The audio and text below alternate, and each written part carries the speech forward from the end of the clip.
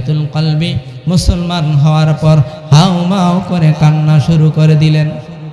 চোখের পানিগুলি ছেড়ে ছেড়ে দাহিয়াতুল কলবি কান্না করতে আরম্ভ করলেন। দাহিয়াতুল কলবির কান্না দেখে সাহাবায়ে কেরাম কান্না শুরু করে দিলেন। আল্লাহর পয়গম্বর বলেন, হে দাহিয়া, তুমি কেন কান্না করতেছ?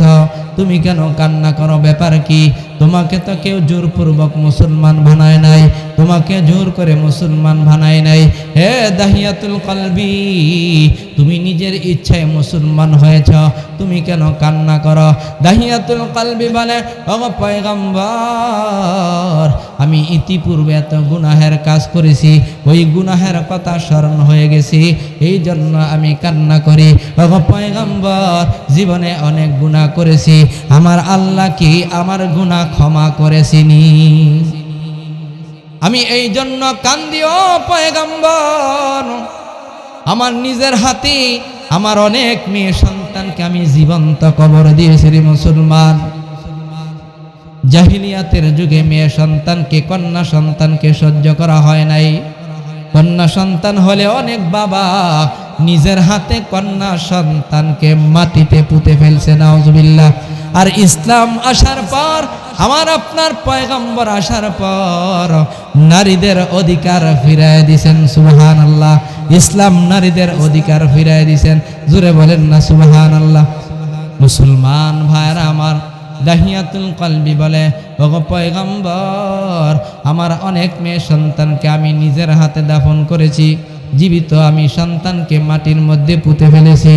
ও পয়গম্বর, কয়েক বছর আগে আমার শেষ একটা শিশু বাচ্চাকে আমি হত্যা করেছি, তার কথা আমি দাহিয়াতুল কলবি এখনো বলতে পারি না। আমি সফরে বাইর হইছি, সফরে যাওয়ার আগে আমার স্ত্রীকে আমি বলে গেছি, স্ত্রী খবরদার, সাবধান, তোমার গর্ভে যে সন্তান, এই সন্তান যদি ভূমিষ্ঠ হয়, ভূমিষ্ঠ হওয়ার পর যদি মেয়ে সন্তান হয়, তাহলে তাকে জীবন্ত মাটিতে পুঁতে ফেলবা। অনেক মানুষ দেখেন সফরে যায়, বর্তমান জমানাও বিদেশ যায়, 6-7 বছর, 10 বছর, 15 বছর পরে আবার বাড়িতে ফিরে আসে, আছে না নাই? অনেক সন্তান এরকম আছে যে 10 বছর বাবার চেহারা দেখে নাই, আছে না নাই?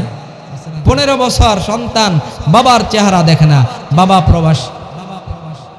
দাহিয়াতুল কলবি বলেন, আমি আমার সন্তানকে গর্ভ রেখে আমি সফরে চলে গেলাম। অনেক দিন পরে যখন আমি বাড়িতে আসি, বাড়িতে এসে দেখি আমার ফুটফুটে চাঁদের মতন চেহারা সুন্দর একটা মেয়ে, সুবহানাল্লাহ। আমি বাড়িতে আসার পর আমার মেয়েটা আমাকে ইয়া আবাতি, ইয়া আবাতি বলে আমাকে ধরলো। আমি রাগান্বিত হয়ে গেলাম, আমার স্ত্রীকে বললাম, হে স্ত্রী, তুমি আমার কথা কাজে লাগাও নাই, আমার কথা মানো নাই, যে কোদাল দাও, রশি দাও, আমার কাজ সমাধান করি আমি ঘরে ফিরবো। বলেন নাউজুবিল্লাহ। কোদাল নিল, রশি নিল। দাহিয়াতুল কলবি তার সন্তানকে নিয়ে জঙ্গলের দিকে রওনা হয়ে গেলেন। জঙ্গলের দিকে রওনা হয়ে যায়। দাহিয়াতুল কলবি বলে, ও পয়গম্বর, আমার সন্তানকে যখন আমি জঙ্গলের দিকে নিয়ে যাইতেছি, আমার সন্তান বলে, বাবা আমাকে কোথায় নিয়ে যাও? আমি কোনো উত্তর দেই না। ও পয়গম্বর, জঙ্গলে যাওয়ার পর আমি কোদাল দিয়া মাটি খনন করতেছি, গর্ত খনন করতেছি। আমার সন্তান বলে, বাবা তুমি কেন গর্ত খনন করো? হে বাবা, তোমার গায়ে তো মাটি লাগে, দাও না, তোমার গায়ের মাটি আমি মুছে দেই। সুবহানাল্লাহ। ও পয়গম্বর, আমার সন্তান আমাকে এতভাবে মায়া দেখাইলো, আমার গায়ের ময়লা সাফ করে দিল, পরিষ্কার করে দিল। ও পয়গম্বর, তার উপরও আমার পাষাণী হৃদয় গলল না। ও পয়গম্বর, গর্ত খনন করে আমার সন্তানের বুকের মধ্যে পা দিয়ে আমার সন্তানকে আমি জীবন্ত কবর দিয়ে ফেলেছি। ও পয়গম্বর, আমার সন্তান ওই সময় বলেছিল, বাবা আমাকে মেরো না, আমি আর তোমার বাড়িতে কখনো যাব না। এ বাবা তোমার পরিচয় আমি পৃথিবীর কাহারও কাছে দিব না। বাবা আমাকে ছেড়ে দাও, আমি তোমার বাড়ি ছেড়ে অন্য কোথাও চলে যাব না। পয়গম্বর না, তারপর আমার সন্তানকে আমি ক্ষমা করি নাই, জীবিত কবর দিয়ে ফেলেছি। ও পয়গম্বর, আমার সন্তানের কান্নার আওয়াজ যেন এখনো আমার কানে আসতেছি। ও পয়গম্বর, এত জঘন্য গুনাহ করেছি, এত জঘন্য অপরাধ করেছি গো পয়গম্বর, সেই কথা আমার স্মরণ হয়ে গেছে।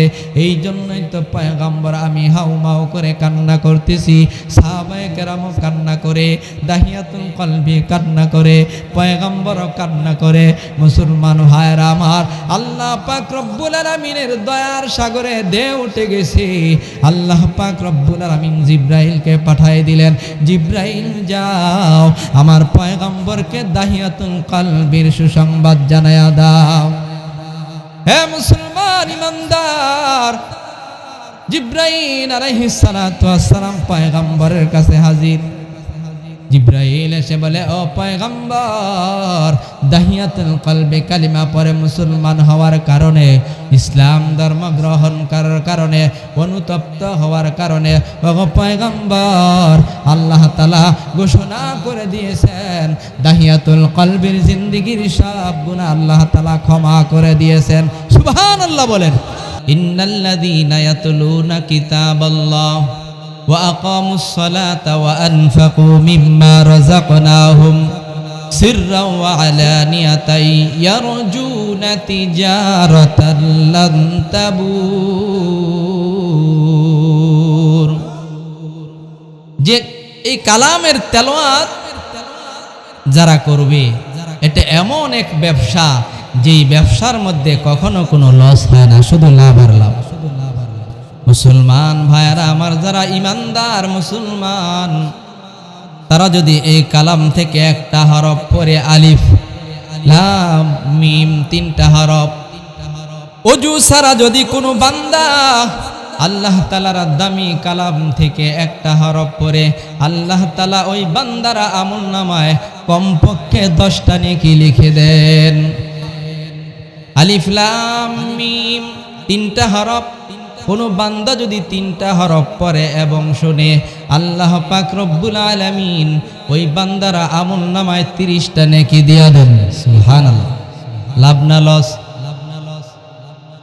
এই কালাম এত দামি কালাম, আল্লাহ তাআলা বলেন, ইন্নাহু লাকুরআনুন কারীম, নিশ্চয়ই এই কালাম হলো দামি কালাম, কারণ আল্লাহ পাক রব্বুল আলামিনের কথা। সুবহানাল্লাহ। এই কালাম নাজিল হয়েছে কার মাধ্যমে?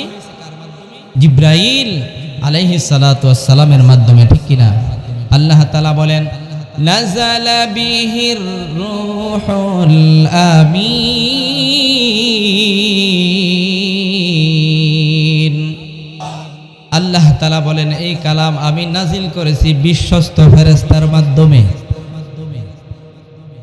এই জন্য আল্লাহ পাক রব্বুল আলামিন যেই ফেরেশতার মাধ্যমে এই কালাম নাজিল করিলেন, ওই ফেরেশতাকে লক্ষ লক্ষ কোটি কোটি অগণিত ফেরেশতার মাধ্যমে ওই ফেরেশতাকে ফেরেশতার সরদার আল্লাহ তাআলা বানাই দিয়েছেন। যেই রাত্রে কোরআন নাজিল হয়েছে, এই রাত্রের দাম কম না বেশি? ওই রাত্রকে আল্লাহ দামি বানাই দিয়েছে। যে পাহাড়ে কোরআন নাজিল হয়েছে, পাহাড়ের দাম বানাই দিয়েছে। পৃথিবীর জমিনে যত পাহাড় আছে, সমস্ত পাহাড় থেকে দামি পাহাড় জাবালে নূর, যেই পাহাড়ের গর্তে কোরআন নাজিল হয়েছে, ওই পাহাড়ের দাম সমস্ত পাহাড় থেকে দাম। সুবহানাল্লাহ। মুসলমান ভাইরা আমার, কোরআনের সাথে যাদের সম্পর্ক হয়েছে তাদের দাম আল্লাহ বাড়ায় দিয়েছেন। সুবহানাল্লাহ। আমার আপনার পয়গম্বর নবী মুহাম্মদুর রাসূলুল্লাহ সাল্লাল্লাহু আলাইহি ওয়াসাল্লাম, আল্লাহ তাআলা তাকে কোরআন দিয়েছেন, উম্মতি মুহাম্মদকে কোরআন দিয়েছেন। এই জন্য আল্লাহ পাক রব্বুল আলামিন আমার আপনার পয়গম্বরকে নবীদের নবী বানায় দিয়েছেন। আমার আপনার আমার আপনার পয়গম্বরের উম্মত যারা, তাদেরকে দামি উম্মত বানাইছেন। সুবহানাল্লাহ। আমরা আসছি পরে, জান্নাতে যাব সকল নবীর উম্মতের আগে। সুবহানাল্লাহ। এই কোরআনের অনেক দাম। আল্লাহ তাআলা বলেন যে কোরআনের মধ্যে কোনো ভুল নাই, কোনো সন্দেহ নাই। লা রাইবা ফি হুদাল লিল মুত্তাকিন, যে মুত্তাকিনদের জন্য এই কিতাব হলো পথ প্রদর্শক, জান্নাতের রাস্তা তাদেরকে দেখাই দিবেন। সুবহানাল্লাহ। দেখেন না, যারাই কোরআন গ্রহণ করছে তারাই দামি হয়েছে। হযরতে ওমরে ফারুক রাদিয়াল্লাহু তাআলা আনহু রসুলের কল্লা আনার জন্য গিয়েছিল, ঠিক কি না? কোরআন শুনছে, বোনের মুখে কোরআন তেলাওয়াত শুনছে। তাহা, আল্লাহু আকবার। সূরা তাহা যখন তার বোন তেলাওয়াত করলো, তার অন্তরে রেখাপাত করলো। ওই কোরআন তেলাওয়াত শুনি সে মুসলমান হয়ে গেল। সুবহানাল্লাহ, আল্লাহু আকবার। যেই উমর জাহান্নামী ছিল, এই উমর এত দামি হয়েছে। আল্লাহর রাসূল বলেন, আমার পরে যদি কেউ নবী হইতো তাহলে ওমর নবী হইতো। এত দামি আল্লাহ তাআলা বানাই দিয়েছেন কিসের কারণে? এই কোরআন গ্রহণ করার কারণে। আল্লাহু আকবার বলেন। আল্লাহ তাআলা বলেন, যারা মুত্তাকি তাদের জন্য কোরআন পথ প্রদর্শক। মুত্তাকি কারা? তারপরে আল্লাহ তাআলা বলেন, আল্লাযীনা ইউমিনুনা বিল গায়ব ওয়া ইউকিমুনাস সালাতা ওয়া মিম্মা রাযাকনাহুম ইউনফিকুন। যে মুত্তাকি হলো তারা যারা আল্লাহ তাআলাকে না দেখে বিশ্বাস করে তারা। সুবহানাল্লাহ। কি বলেন, আমরা কি আমাদের আল্লাহকে দেখছি?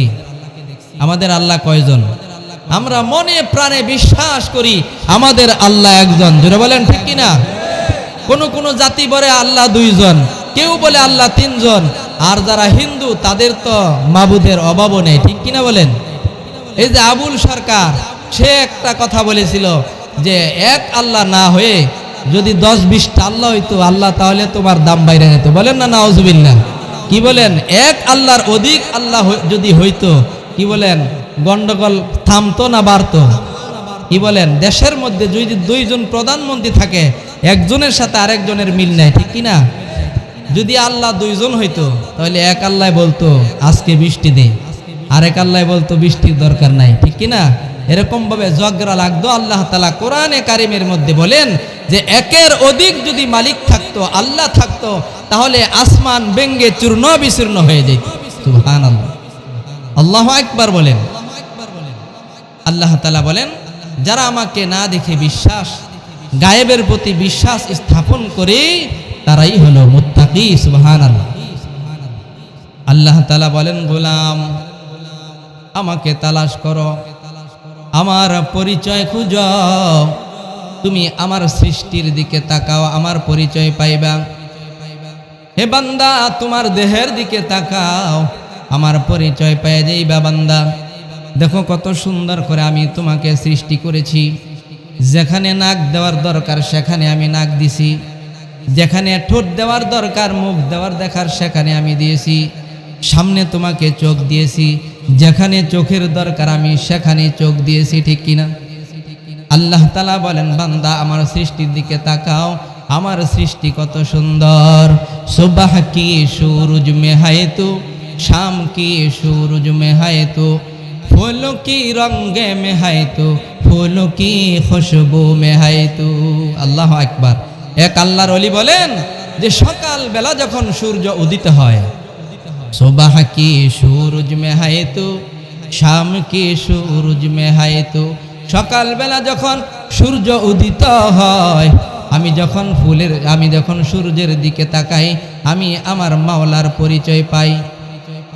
প্রতিদিন সকালবেলা সূর্য উদিত হয় পূর্ব দিগন্ত থেকে, ঠিক কিনা? আবার অস্তমিত যায় পূর্ব দিগন্তে। জোরে বলেন না, ঠিক কিনা? এই যে প্রত্যেক দিন সূর্য পূর্ব দিক থেকে উদিত হয়, কে উদিত করেন? হযরত ইব্রাহিম আলাইহিস সালাতু ওয়াস সালামকে নমরুদ বলেছিল যে তুমি আমাকে খোদা কেন মানো না?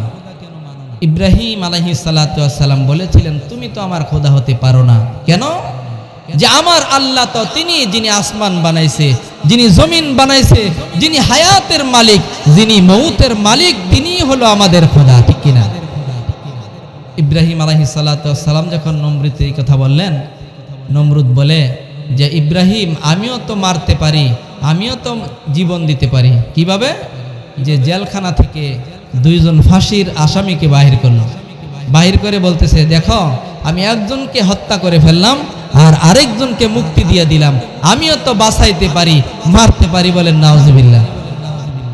ইব্রাহিম আলাইহিস সালাতু ওয়াস সালাম বলেন, ধরে নিলাম তুমি বাঁচাইতে পারো, মারতে পারো, ঠিক আছে, কিন্তু আমার যে আল্লাহ আসমান সৃষ্টি করলেন, জমিন সৃষ্টি করলেন, প্রত্যেক দিন সূর্যকে পূর্ব দিগন্ত থেকে উদিত করে আবার পশ্চিম দিগন্তে অস্তমিত করে, তুমি যদি খোদা হয়ে থাকো তাহলে আগামীকাল থেকে পশ্চিম দিক থেকে সূর্যকে উদিত করে দেখাও, পূর্ব দিগন্তে অস্তমিত করে দেখাও। সুবহানাল্লাহ বলেন।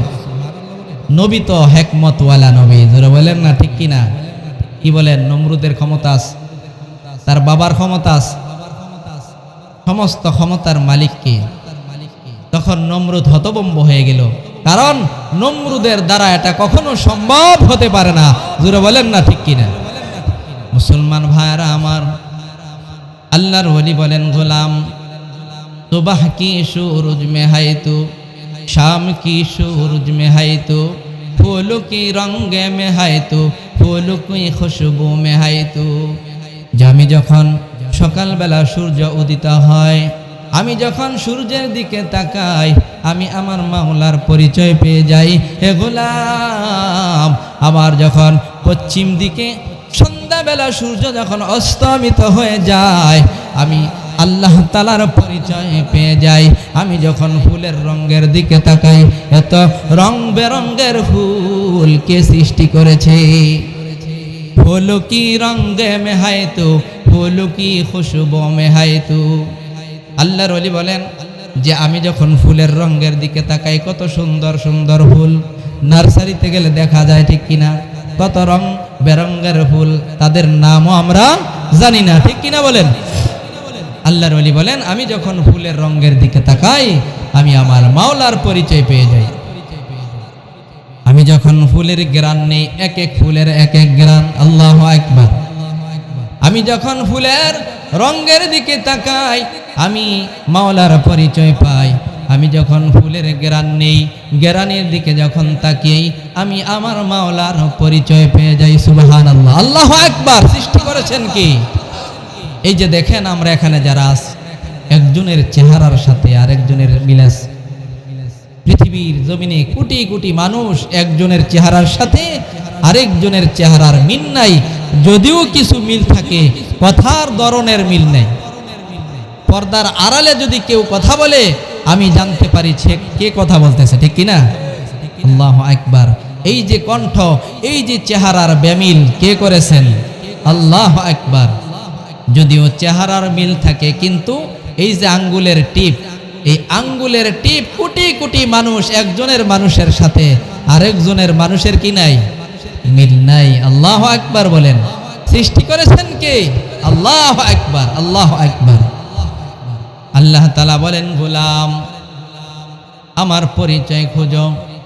যারা নাস্তিক, যারা মুরতাদ, আমি রবকে বিশ্বাস করে না, আমি রবকে যারা মানতে চায় না, আল্লাহ পাক রব্বুল আলামিন বলেন, আল্লাযী খালাকা সাবআ সামাওয়াতিন তিবাকা। আল্লাহু আকবার। আল্লাহ বলেন, হে নাস্তিকের দলেরা, হে বেঈমানের দলেরা, কিছু বেঈমান আছে, তারা কি বলে জানেন? যে পৃথিবী, আসমান, জমিন সব এমনি নাকি সৃষ্টি হয়েছে। নাউজুবিল্লাহ বলেন। কি বলেন? আসমানের সৃষ্টিকর্তা একজন আছে না নাই? আমরা যদি দুনিয়ার জমিনে একটা সাধারণ ঘর বানাই, এই যে প্যান্ডেল দেখেন তো কত কোটি, ঠিক না? আর এই যে আসমান, বিশাল আসমান আল্লাহ তাআলা সৃষ্টি করেছেন, কতগুলি কোটি লাগছে। আল্লাহু আকবার। আল্লাযী খালাকাস সামাওয়াতি বিগাইরি আমাদিন তারাউনাহা। আল্লাহ তাআলা বলেন, বান্দা চায় দেখো, তারাউনাহা, আমার আসমানের দিকে তাকাও। আমি আল্লাহ একটা খুঁটিও লাগাই নাই, বিনা খুঁটিতে আমি আসমান সৃষ্টি করে রাখছি। আল্লাহু আকবার। আল্লাযী খালাকা সাবআ সামাওয়াতিন তিবাকা। ওরে গোলাম, শুধু তাই নয়, আমি কিন্তু একটা আসমান সৃষ্টি করি নাই। হে গোলাম, আল্লাযী খালাকা সাবআ সামাওয়াতিন তিবাকা, একটা নয়, দুইটা নয়, স্তরে স্তরে আমি 7টা আসমান সৃষ্টি করেছি। আল্লাহু আকবার। আল্লাহ বলেন, হে নাস্তিকের দল, হে বেঈমানের দল, আসমানের দিকে তাকাও। বিনা খুঁটিতে আমি আসমান টিকায় রাখছি। একটা নয়, দুইটা নয়, 7টা আসমান আমি সৃষ্টি করেছি, একটা খুঁটি দেই নাই। আল্লাহু আকবার। আমার সৃষ্টির দিকে তাকাও,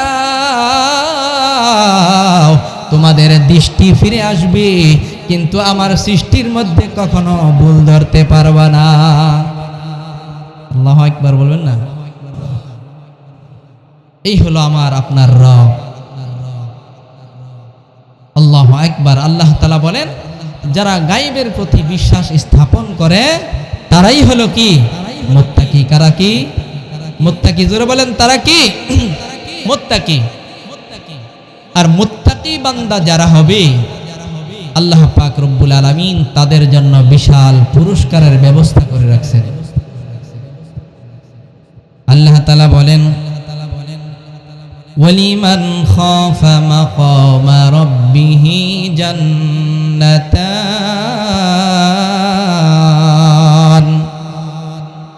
আল্লাহ বলেন সূরা রহমানের মধ্যে বলেন যে ব্যক্তি আমাকে ভয় করবে, আমার যে সমস্ত বান্দাবান্দি আমাকে ভয় করবে এবং তারা এই কথা মনে করবে যে আমার একদিন আল্লাহ তাআলার সামনে দাঁড়াইতেই হবে, এই কথার ভয় যাদের অন্তরে থাকবে, আমার ভয় নিয়ে যারা দুনিয়ার জমিনে চলবে, দুনিয়ার জমিন থেকে আমার মুত্তাকি বান্দা যখন হাসরের ময়দানে আসবে, আমি আল্লাহ পাক রব্বুল আলামিন তাদেরকে একটা নয়, আমি তাদেরকে 2টা জান্নাতের বাগান দান করব।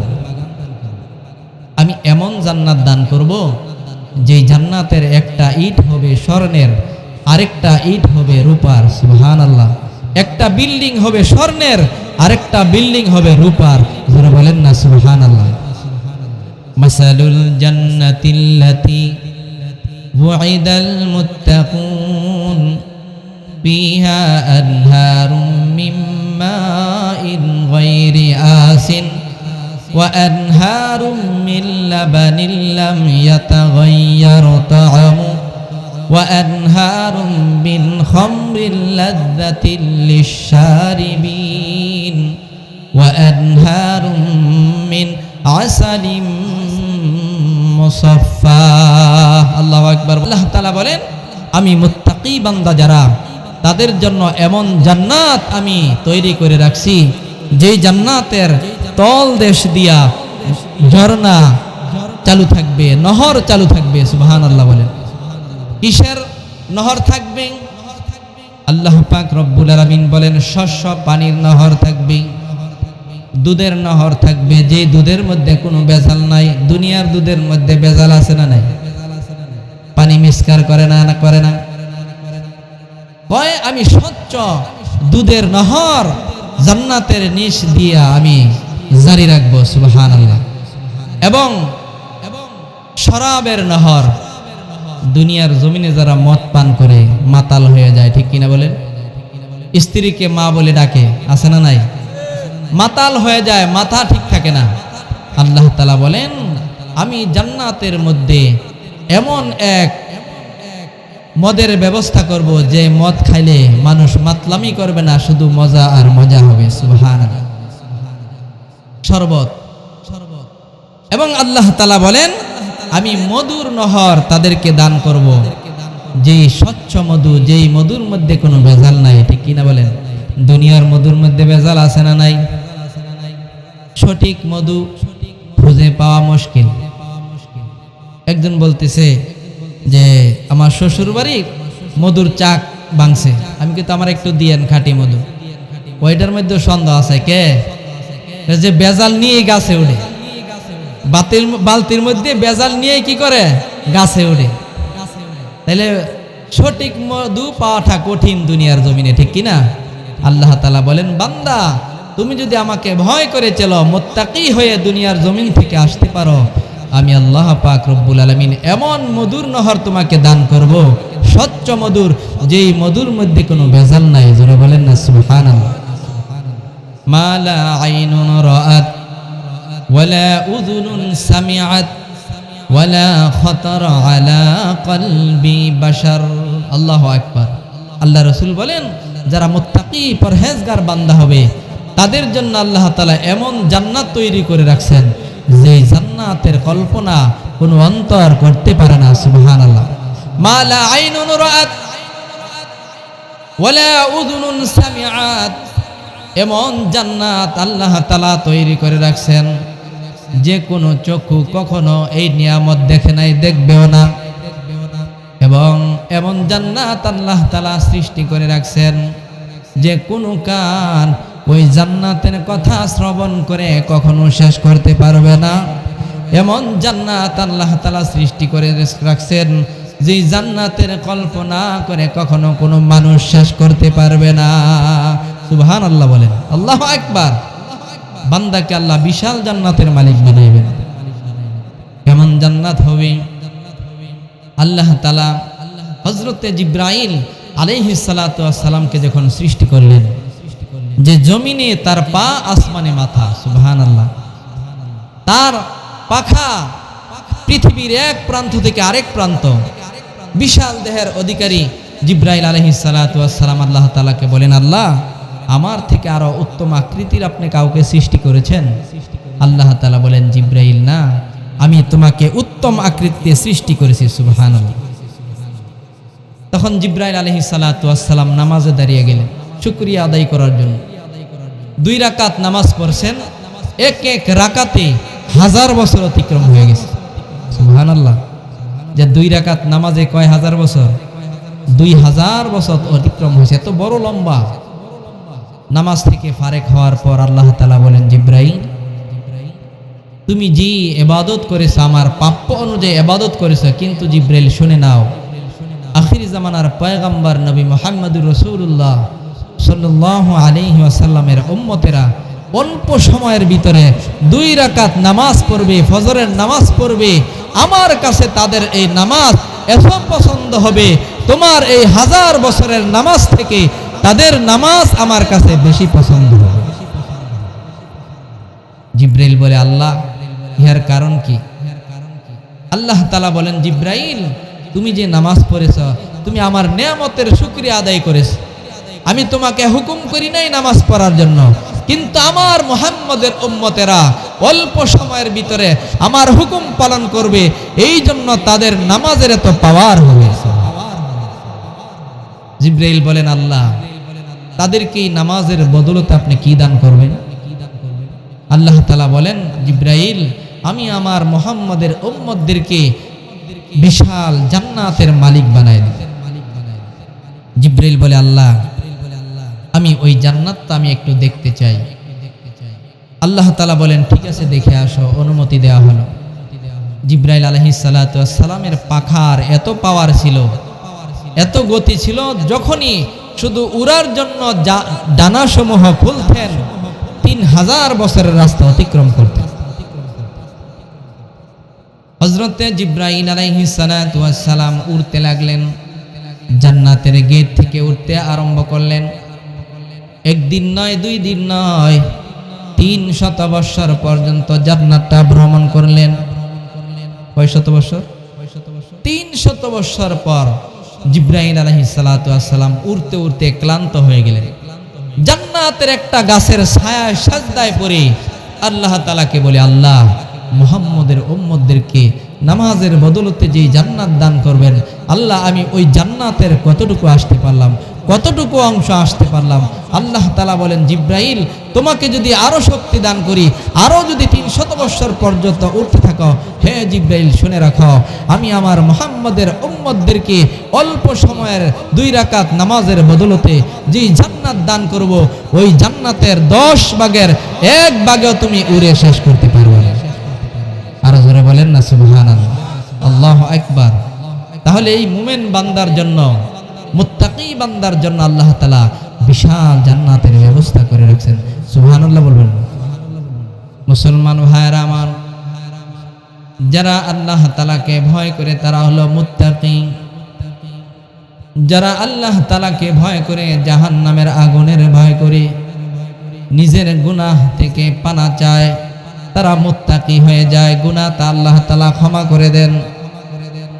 বান্দা যদি আল্লাহ তাআলাকে ভয় করে ক্ষমা চাওয়ার মতন চাইতে পারে, আল্লাহ তাআলা হাদিসে কুদসির মধ্যে বলে, গোলাম তুমি যদি আমার জাহান্নামের ভয়ে, আমি মালিকের ভয়ে যদি তুমি কান্না করেন গোলাম, তোমার চোখের পানি, এক ফোঁটা চোখের পানি যদি তোমার চোখ থেকে বাহির হয়, মাছির মাথার আগার মতন যদি চোখ থেকে এক ফোঁটা পানি বাহির হয়, তোমার গালে যদি পানিটা গড়িয়ে গড়িয়ে পড়ে, আল্লাহ তাআলা হাদিসে কুদসির মধ্যে বলে, গোলাম শুনে নাও, তোমার এই চেহারা কখনো আমি জাহান্নামের আগুনে দিব না।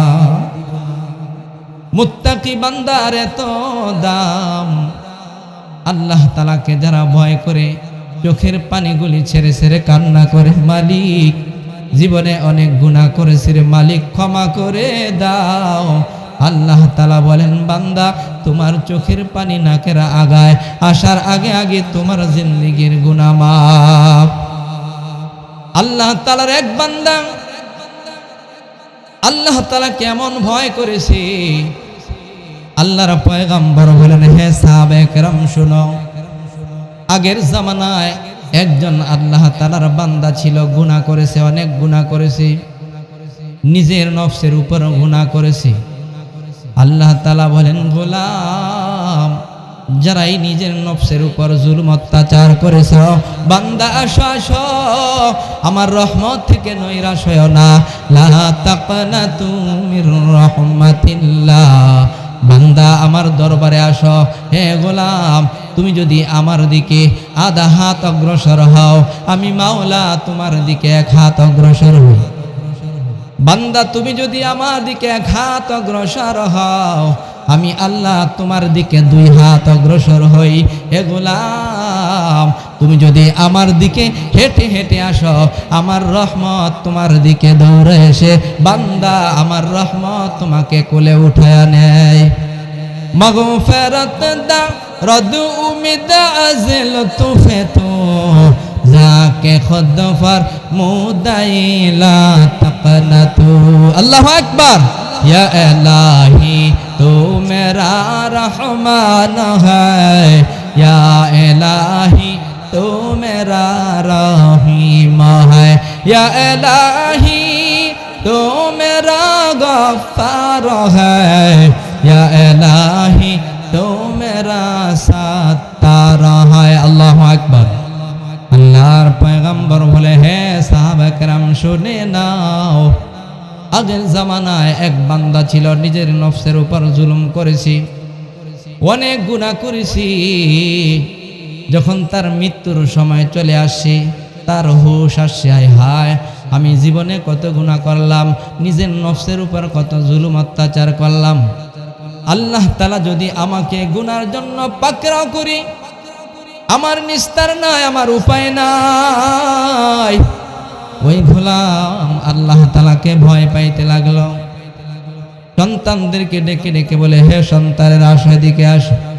হে সন্তানেরা শুনে নাও, আমি যখন দুনিয়ার জমিন থেকে বিদায় হয়ে চলে যাব, আমি যখন মৃত্যুবরণ করব, হে সন্তান শুনে নাও, আমার লাশটাকে তোমরা পুড়ে ফেলবা, ছাই করে ফেলবা। পুরে পুরে ছাই করে আমার অর্ধেক ছাই তোমরা জমিনের মধ্যে ছড়ায়া দিবা, আর অর্ধেক ছাই সাগরের মধ্যে পানির সাথে মিশাইয়া দিবা। তারপরও যদি আল্লাহ পাক রব্বুল আলামিন আমাকে তার সামনে ধার করায়, আমি এমন গুনাহ করেছি, অন্যায় অপরাধ করেছি, আমার মনে হয় পৃথিবীর কোনো মানুষকে আমার মতন শাস্তি আল্লাহ তাআলা দিবেন না। সুবহানাল্লাহ। এমন ভয় তার অন্তরে ঢুকছে। সন্তানদেরকে ওসিয়ত করছে যে আমি মরার পর আমার লাশটাকে পুড়ে ছাই বানিয়ে ফেলব। যখন সে মৃত্যুবরণ করলো, মৃত্যুবরণ করার পর তার কথা অনুযায়ী তার লাশটাকে পুড়ে ছাই করে ফেলা হলো। অর্ধেক ছাই জমিনে ছড়ায় দিল, আর অর্ধেক ছাই নদীর মধ্যে, পানির মধ্যে বাসায় দিল। কি বলেন? আমরা একদিন কিছুই ছিলাম না, আল্লাহ তাআলা আমাদেরকে সৃষ্টি করেছেন, ঠিক কিনা? আল্লাহ তাআলার কি ক্ষমতা নাই ওই ছায়াকে আবার একত্রিত করে তার সামনে দাঁড় করানো? কি বলেন? যখন তার ছায়াগুলি এরকম ভাবে পানিতে মিশাই দিল, জমিনে ফালাই দিল, আল্লাহ পাক রব্বুল আলামিন সাগরকে হুকুম করলেন, হে সাগর, তোমার মাঝে যত ছায়া আছে একত্রিত করে ফেলা। সুবহানাল্লাহ। একত্রিত হয়ে গেল। জমিনের মধ্যে যত ছাই চিটে ধরে গেছে, আল্লাহ তাআলা জমিনকে হুকুম দিলেন, হে জমিন, তোমার মধ্যে যত ছাই ছড়াইছি ছাইগুলি একত্রিত করে ফেলা। একত্রিত হয়ে গেল। আল্লাহ পাক রব্বুল আলামিন বান্দাকে সামনে দাঁড় করালেন, হে গোলাম, তুমি কেন তোমার সন্তানকে এই হুকুম দিলা? বান্দা বলে, আল্লাহ, একমাত্র তোমারকে ভয় করে, তোমার জাহান্নামকে ভয় করে। সুবহানাল্লাহ, সুবহানাল্লাহ জোরে বলেন। মুসলমান ভাইরা আমার, বান্দা যদি আল্লাহ তাআলাকে ভয় করে, আল্লাহ তাআলা বান্দার সম্মানকে বাড়ায় দেন। সুবহানাল্লাহ। যারা মুসলমান ইমানদার তারা আল্লাহ তাআলাকে ছাড়া অন্য কোনো মাখলুককে ভয় করতে পারে না, ঠিক কিনা বলেন? আল্লাহ তাআলাকে ছাড়া অন্য কারো কাছে মাথা নত করতে পারে না। জোরে বলেন, ঠিক কিনা? বান্দা বলে, আল্লাহ, একমাত্র তোমাকে ভয় করে আমি এই কাজ করতে বলেছি। আল্লাহ তাআলা বলেন, গোলাম, তুমি যদি আমার ভয় করে থাকো, হে বান্দা শুনে নাও, আমাকে ভয় করার কারণে আমি আল্লাহ তাআলা তোমার জিন্দেগীর সব গুনাহ ক্ষমা করে দিলাম। আল্লাহু আকবার জোরে বলেন, আল্লাহু আকবার। বান্দা যখন আল্লাহকে ভয় করে, আল্লাহ তাআলা বান্দাকে দামি বানায় দেন, জিন্দেগীর সব গুনাহ আল্লাহ তাআলা ক্ষমা করে দেন। সুবহানাল্লাহ বলেন। যারা মুশরিক, যারা কাফের, যারা বেঈমান, জীবনে একবারও আল্লাহ তাআলাকে ডাক দেয় না। আল্লাহ তাআলা তাদের দিকে চেয়ে থাকে। যারা আল্লাহ বলা বান্দা আছে তাদের দিকে আল্লাহ তাআলা চেয়ে থাকেন, দেখে আমার আল্লাহ দেখেন, দেখি আমার বান্দানি আমাকে একবার আল্লাহ বলে ডাক দেয়। সুবহানাল্লাহ। বান্দা যদি একবার, শুধু একবার আল্লাহকে আল্লাহ ডাকার মতন ডাকতে পারে, একবার আল্লাহ ডাক যদি বান্দার কবুল হয়ে যায়, জিন্দেগীর সব গুনাহ ক্ষমা করে তাকে জান্নাতের মেহমান বানায় দেন। সুবহানাল্লাহ। যারা আমরা ঈমানদার, আমাদের গুনাহ মাফের উসিলা হলো তওবা করা, ঠিক কিনা?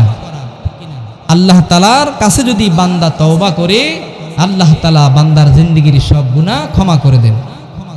আর যারা কাফের, মুশরিক, বেঈমান, তারা যদি ইসলাম গ্রহণ করে, ইসলাম ধর্মের এত দাম, আল্লাহ তাআলা বলেন, ইন্নাদ দীনা ইনদাল্লাহিল ইসলাম, যে শুধুমাত্র কেবলমাত্র একটা ধর্ম, ইসলাম ধর্মই হলো আমার কাছে মনোনীত ধর্ম। সুবহানাল্লাহ বলেন।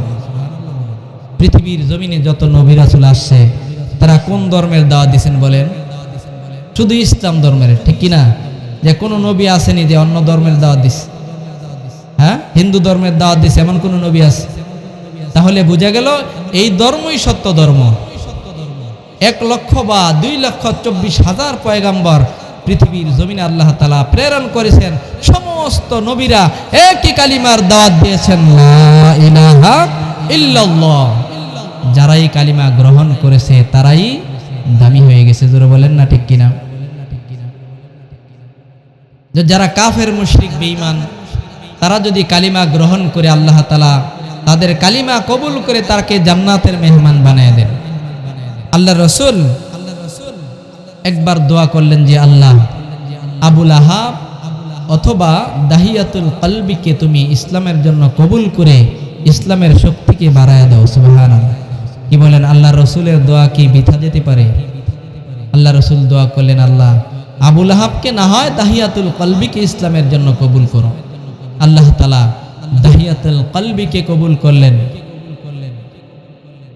আল্লাহ তাআলা জিবরাইল আলাইহিস সালাতু ওয়াস সালামকে পাঠিয়ে দিলেন, যাও জিবরাইল যাও, সুসংবাদ জানিয়ে এসো আমার মুহাম্মদকে, সুবহানাল্লাহ বলে, যে আগামীকাল সকালবেলা দাহিয়াতুল কলবি আপনার দরবারে আসবে ইসলাম কবুল করার জন্য। আল্লাহর রাসূল যখন এই সংবাদ শুনলেন, শোনার পর সাহাবায়ে কেরামকে এলান করে দিলেন, হে সাহাবায়ে কেরাম, দাহিয়াতুল কলবি আগামীকাল সকালবেলা আমার দরবারে আসবে, খবরদার, সাবধান, দাহিয়াতুল কলবির সাথে কোনো রকম বেয়াদবি করবে না। দাহিয়াতুল কলবি যখন আমার কাছে আসবে, দাহিয়াতুল কলবিকে সুন্দর ব্যবহার করে আমার কাছে নিয়ে আসবা। দেখা গেল ঠিকই সকালবেলা দাহিয়াতুল কলবি পয়গম্বরের দরবারে আসে ইসলাম গ্রহণ করার জন্য। মুসলমান ভাইরা আমার, দাহিয়াতুল কলবি যখন পয়গম্বরের কাছে আসলো, আমার আপনার পয়গম্বরের ব্যবহার এত সুন্দর, আমার আপনার পয়গম্বর নিজের গায়ের চাদরখানা দাহিয়াতুল কলবির জন্য মাটিতে বিছায়া দিলেন। সুবহান। হে দাহিয়াতুল কলবি, আমার চাদরে তুমি বসো। মুসলমান ভাইরা আমার, হে নবীর উম্মতের দল, দাহিয়াতুল কলবি বলে, ও পয়গম্বর, এই চাদরে বসার উপযুক্ত আমি দাহিয়াতুল কলবি নই। দাহিয়াতুল কলবি চাদরখানা উঠায় নিলেন, চাদরখানার মধ্যে চুমা খাইতে লাগলেন আর বলতেছেন, ও পয়গম্বর, আমি দাহিয়াতুল কলবি আপনার চাদরে বসার জন্য আসি নাই, এই চাদরে বসার উপযুক্ত আমি নই গো পয়গম্বর। ও পয়গম্বর, আমি আপনার দরবারে আসি কালিমা পড়ে মুসলমান হওয়ার জন্য। মুসলমান ভাইরা আমার, আল্লাহর পয়গম্বর দাহিয়াতুল কলবিকে কালিমা পড়ায় দিলেন। কালিমা পড়ে দাহিয়াতুল কলবি মুসলমান হয়ে গেলেন। দাহিয়াতুল কলবি মুসলমান হওয়ার পর হাউমাউ করে কান্না শুরু করে দিলেন। চোখের পানিগুলি ছেড়ে ছেড়ে দাহিয়াতুল কলবি কান্না করতে আরম্ভ করলেন।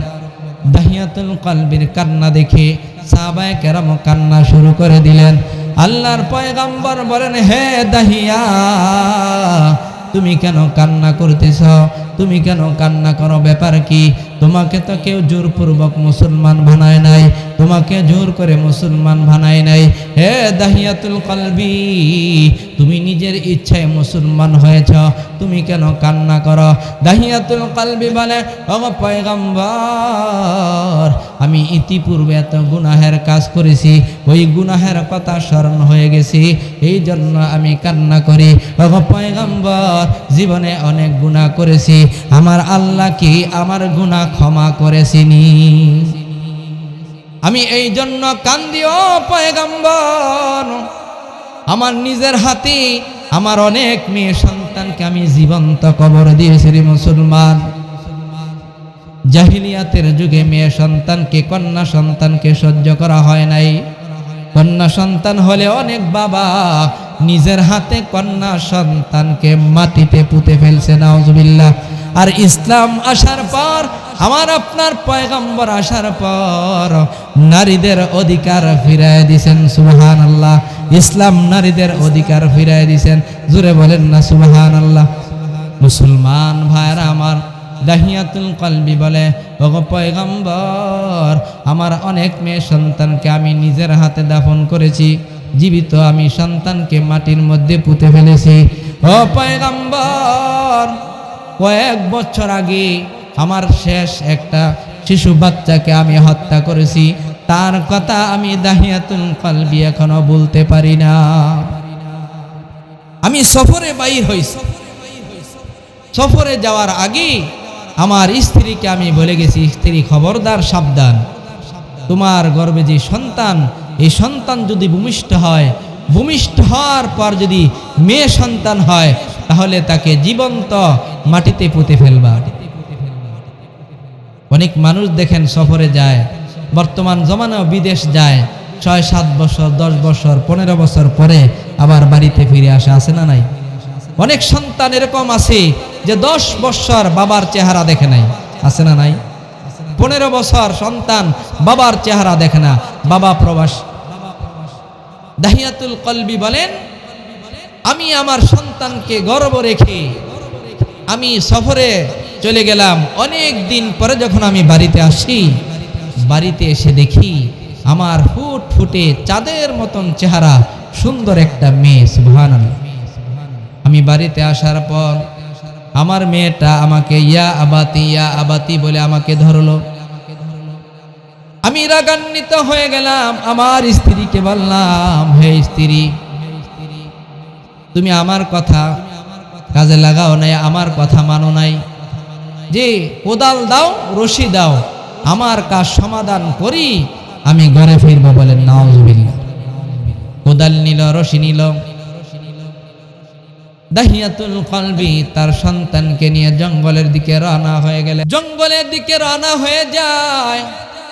দাহিয়াতুল কলবি বলে, ও পয়গম্বর, আমার সন্তানকে যখন আমি জঙ্গলের দিকে নিয়ে যাইতেছি, আমার সন্তান বলে, বাবা আমাকে কোথায় নিয়ে যাও? আমি কোনো উত্তর দেই না। ও পয়গম্বর, জঙ্গলে যাওয়ার পর আমি কোদাল দিয়া মাটি খনন করতেছি, গর্ত খনন করতেছি। আমার সন্তান বলে, বাবা তুমি কেন গর্ত খনন করো? হে বাবা, তোমার গায়ে তো মাটি লাগে, দাও না, তোমার গায়ের মাটি আমি মুছে দেই। সুবহানাল্লাহ। ও পয়গম্বর, আমার সন্তান আমাকে এতভাবে মায়া দেখাইলো, আমার গায়ের ময়লা সাফ করে দিল, পরিষ্কার করে দিল। ও পয়গম্বর, তারপর আমার পাষাণী হৃদয় গলল না। ও পয়গম্বর, গর্ত খনন করে আমার সন্তানের বুকের মধ্যে পা দিয়ে আমার সন্তানকে আমি জীবন্ত কবর দিয়ে ফেলেছি। ও পয়গম্বর, আমার সন্তান ওই সময় বলেছিল, বাবা আমাকে মেরো না, আমি আর তোমার বাড়িতে কখনো যাব না। হে বাবা, তোমার পরিচয় আমি পৃথিবীর কাহারও কাছে দিব না। বাবা আমাকে ছেড়ে দাও, আমি তোমার বাড়ি ছেড়ে অন্য কোথাও চলে যাব না। পয়গম্বর না, তারপর আমার সন্তানকে আমি ক্ষমা করি নাই, জীবিত কবর দিয়ে ফেলেছি। ও পয়গম্বর, আমার সন্তানের কান্নার আওয়াজ যেন এখনো আমার কানে আসতেছি।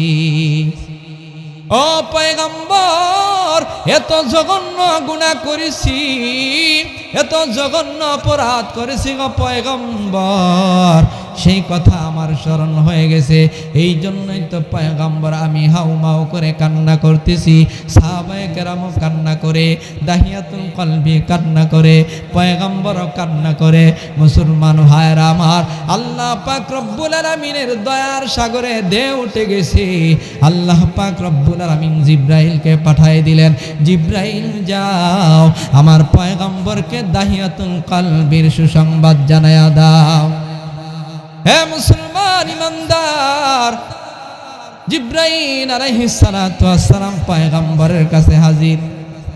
জিব্রাইল এসে বলে, ও পয়গম্বর, দাহিয়াতুল কলবে কালিমা পরে মুসলমান হওয়ার কারণে, ইসলাম ধর্ম গ্রহণ করার কারণে, অনুতপ্ত হওয়ার কারণে, ও পয়গম্বর, আল্লাহ তাআলা ঘোষণা করে দিয়েছেন দাহিয়াতুল কলবের জিন্দেগীর সব গুনাহ আল্লাহ তাআলা ক্ষমা করে দিয়েছেন। সুবহানাল্লাহ বলেন।